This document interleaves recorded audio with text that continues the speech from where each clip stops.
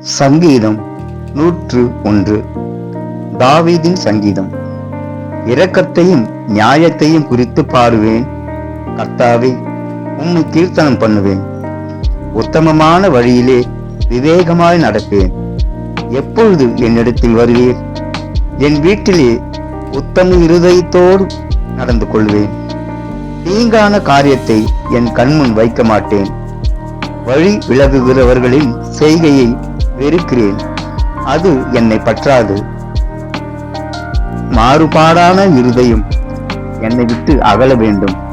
பொல்லாதவனை அறிய மாட்டேன்.